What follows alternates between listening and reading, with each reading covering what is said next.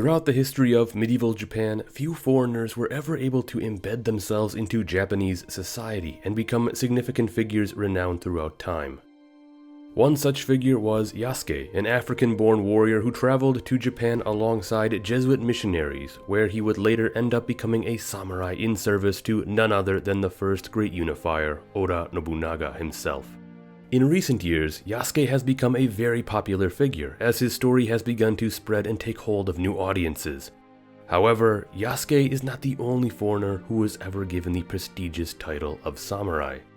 Another very important figure to arrive in Japan during the later years of the Sengoku Jidai was an Englishman, who too would one day be granted the rank of samurai. This man, as many of you may already know, was William Adams. Adams' story has been told much throughout the years, famously through the novel Shogun by James Clavell, which also was made into a popular miniseries, but also through various other books, documentaries, and videos here on YouTube. Yet while there is a romanticism that often gets carried with tales of his exploits, being a shipwrecked European stranded on the shores of a strange new world, only to later become an integral figure to the ruling samurai regime, much of what makes him so significant often gets lost between the pages. So what I hope to do here in this video is talk more about the real importance behind William Adams and highlight what really makes his time in Japan so important for the evolution of the country. And before we go any further, I also need to mention that this video is made once again with the help of author and professor Thomas Lockley of Nihon University in Tokyo. Previously, Mr. Lockley and I worked together to put out a video on the story of Yasuke, being that Lockley co-authored one of the best-known books about him, titled African Samurai, the true story of a legendary black warrior in feudal Japan, which I will leave a link to down in the description. However, Thomas Lockley is also an expert on the topic of William Adams and is a member of the William Adams Club, which is dedicated to preserving the great mariner's memory. He has lent much of his expertise to helping flesh out the information in this video, so I want to give a huge thanks to him for being a part of this. So with that said, let's dive back into the past and talk about the Englishman who would become a samurai. Born in 1564, the life of William Adams prior to his coming to Japan was one of seafaring. At a young age, he found himself as an apprentice to a shipbuilder, and later even served as a master of supply aboard an English vessel during the 1588 invasion attempt of the Spanish Armada against England. Indeed, throughout much of his life he found himself at odds against the major forces of Iberia, who were funded with rivers of precious metals plundered from the Americas. It is important to remember that both Spain and Portugal were some of the most powerful forces in Europe at this time. At first, he would face the Spanish and later find himself as a pilot aboard a Dutch trade vessel named the Liefde on a mission to Japan via the Magellan Strait, where the Dutch, who as Protestants often found themselves allied to England, had been competing with the trade empire that was Portugal. His expedition would depart in 1598. Adams would never see Europe again. This voyage would prove to be an incredibly perilous one. Not only were the other vessels accompanying him lost at sea, but along the way, while making stops along the coast of South America, the mission was often met with hostility when dealing with the natives. With the situation turning abysmal, the surviving ships were forced to depart from South America and make for their original main objective, to head for Japan, where they could acquire goods to trade with in the East Indies. Japan had only been reached by Europeans around 60 years prior, yet for the past decades it was the Portuguese who had really been the main European country to have any presence there. Portuguese trading hubs dotted all along Kyushu, as Japan had become an integral part of the Portuguese trade efforts in the East Indies. After a long and hard trip across the ocean, Adams' ship alone finally limped into sight of Japan by April of 1600. Many of his crew by this point were starving, severely ill, feeble, and suffering from scurvy along with other ailments. It is even said that not many of them could even stand. They had made landfall in Bongo province at a place called Usuki, in an area under the current rule of the Otomo clan. And although he and the surviving crew of the Liefde were met with relative kindness from the locals, it was not long before local samurai forces showed up to inspect the situation. With the samurai was a Jesuit missionary who could perhaps act as a translator. Being a Jesuit immediately put him at odds with Adams, who, as an English Protestant, made the two of them natural enemies.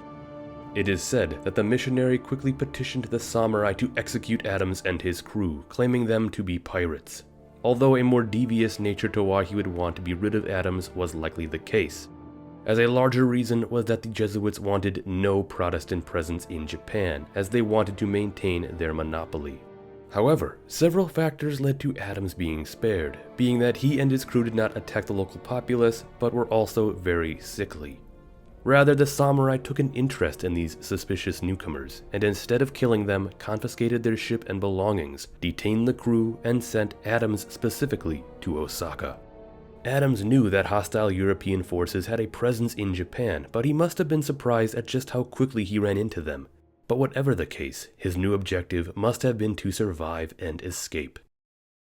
At this point in time, Osaka Castle was home to Toyotomi Hideyori, the son and heir to the second great unifier Toyotomi Hideyoshi, who had died just 2 years prior in 1598. The young Hideyori was at this time destined to one day assume his father's role atop the country, but as you may know, there were those who wanted to instead seize power from him. Leading this opposition was none other than Tokugawa Ieyasu, the mightiest daimyo in all of Japan. Ieyasu, although putting up a face of support for the child Hideyori, actually had a grand scheme to soon usurp him and become the new ruler of Japan. And there were a great many reasons why Ieyasu wished to do this. In many ways, he saw it as a means to reshape the country, forging a more stable and secure nation that would not be influenced by outside powers or also fall back into another period of endless chaotic warfare that Japan was just coming out of. Thus, when this outlander, Adams, arrived in Osaka, Ieyasu was quick to begin meeting with him and learning about who he and these strange new foreigners were. Ieyasu took a specific interest in Adams, questioning him on a wide range of topics such as politics and technology, as well as religion. And while we can see that stories often point to Ieyasu's later interest with Adams as a shipbuilder, we cannot ignore that Ieyasu must have also been interested in what Adams had to say about the Portuguese and Jesuit missionaries who had become so common in Japan over the past several decades. In fact, it is even said that they had misled the Japanese into believing that Europe was unified under one Catholic Christian religion. Adams' presence was highly inconvenient for them. It was no secret that many daimyo were becoming leery of Western influence, specifically that spread through Christianity by Jesuit missionaries. Roughly a decade prior, Toyotomi Hideyoshi, after seeing the devastation that Christian-converted samurai and commoners had caused to native institutions all across Kyushu, forbade his retainers to follow the Christian faith. But even then, by 1597, we also saw how Hideyoshi, still opposed to Christianity, had 26 Christians, both European and Japanese, tortured and executed in a very public fashion. This was due to continued Franciscan missionary work, which went against Hideyoshi's orders. Among other things, Ieyasu saw Adams as an invaluable intelligence asset against the rising influence of the Portuguese and Jesuits. Being not only enemies with the Portuguese but also a Protestant, Adams was an outside perspective who was able to see through the truth and lies that the Catholic Portuguese and Jesuits had brought with them and used to embed themselves into Japanese society and politics over the past decades. Adams was a key which could be used in ending European meddling in Japanese affairs, and was something Ieyasu was very interested in if his upcoming gamble to seize the country paid off, which it did by October. It was here at the Great Battle of Sekigahara that Tokugawa Ieyasu defeated the Toyotomi loyalist Ishida Mitsunari and swept aside most resistance to his authority. 3 years later in 1603, Ieyasu would be officially proclaimed the new Shogun, military leader of all Japan. Victory was his. During this time, Adams and his crew remained in Japan under the watchful eyes of the Tokugawa clan, and it was here Adams would be commissioned by Ieyasu to help instruct Japanese troops on gunnery and other Western military tactics. Later, he would even help construct Japan's first Western-style ships. It appears his work in service to the Tokugawa clan is what finally earned the trust of Ieyasu, leading to him and Adams becoming more cordial, as he would even take the place of Ieyasu's official interpreter, replacing the Jesuit padre who had previously occupied that position. By 1605, it appears that the remaining survivors of the Lifta were allowed to leave Japan, yet Adams himself was denied. It is clear Adams had a desire to leave Japan as well, being that he had a wife and 2 children back home in England. Yet no matter how hard he tried, Ieyasu just saw him as too invaluable to simply let leave. Adams was one of Ieyasu's lenses, with which he could view and understand the European world. And while many stories, such as James Clavell's Shogun, paint Adams as a shipwrecked prisoner to Ieyasu who simply wished to escape back home, it appears what really happened was instead that Adams took to his new life in Japan rather well. Ieyasu did much to make Adams' life comfortable in Japan, granting him various rights, giving him a fief to govern over with solid income, and many servants with which to attend to him and his land. He was even gifted swords by Ieyasu and was in time remarried to a highborn woman named Oyuki. Adams would even go on to have 2 more children with her.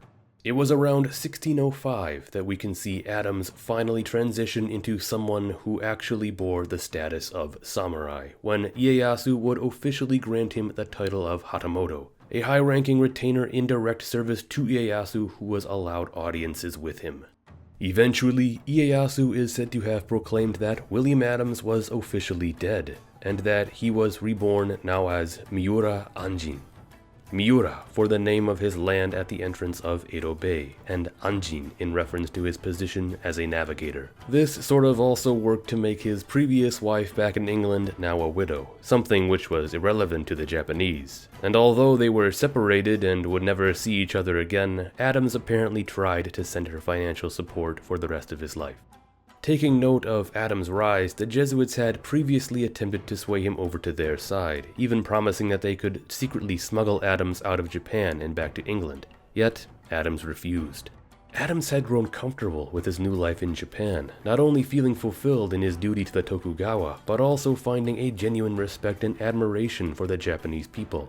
In all senses, Adams himself had become Japanese. Throughout the remainder of Adams' life, he would become prominent in the establishment of further Western trade in Japan, having reached out to the Dutch East India Company to invite them to Japan in aims to break the Portuguese trade monopoly. He was later instrumental in bringing an English trade mission to Japan as well, and would even help Richard Cox, the head of the British East India Company, finally convince Ieyasu to expel the Portuguese Jesuits from Japan by 1614. It is also important to note that although Adams was largely barred from returning home to England, he was still sent abroad several times while in service to the shogunate. Working in service to the Tokugawa, Adams would make up to 4 trips outside of Japan to destinations in the East Indies, helping establish trade and reporting back on other findings to the shogun himself. In 1616, his lord Tokugawa Ieyasu would finally pass away after a long and legendary life, and although the man who had given so much to Adams was now gone, Adams would still remain a respected member of the clan. Although he would understandably not nearly be as important an asset to Ieyasu's son and heir, Tokugawa Hidetada, who bore his own retinue of retainers. Adams would die in 1620, at the age of 55, leaving behind an impressive legacy as not only an accomplished man of the sea, but also the first European to ever obtain the rank of samurai.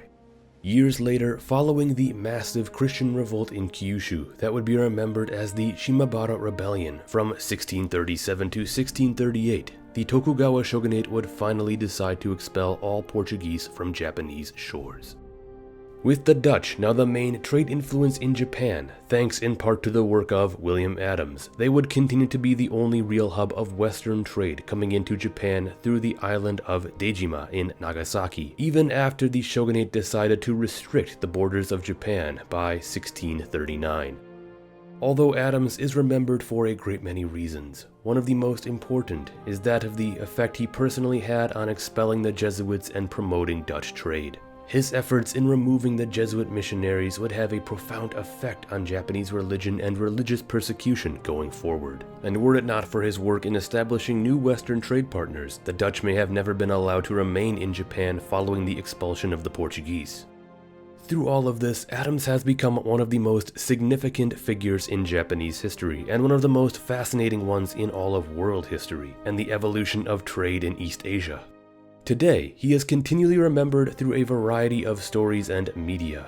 As I mentioned several times, Adams is the main focus of James Clavell's Shogun, a fictional retelling of his coming to Japan, where Adams is instead renamed to John Blackthorne. Adams is also the main character of the popular action role-playing game Neo, which came out in 2017. You could even go so far as to say that Tom Cruise's character Nathan Algren in The Last Samurai draws influences from William Adams, especially when it comes to his relationship towards Ieyasu, which is sort of mirrored by Cruise's relationship towards Ken Watanabe's character of Katsumoto, even though the character Algren is more heavily based on another significant foreign figure. But even then, through these and other stories, the legacy of William Adams continues to live on. In fact, Adams continues to make headlines even up to this day, as his actual remains were recently identified within the last several years, thanks to advancements in science regarding genetic sequencing, which were able to link to DNA believed to be his. Similar to the story of Yasuke, the African samurai, the important story of William Adams and the impact he had on history is far from over. Once again, I want to thank Thomas Lockley for helping put together this video. Please check out his amazing book about the real historical African samurai Yasuke, which you can find a link to down in the description. But with that said, thank you for watching, and don't forget to like, subscribe, and ring that notification bell if you enjoyed this video and found it to be most informative.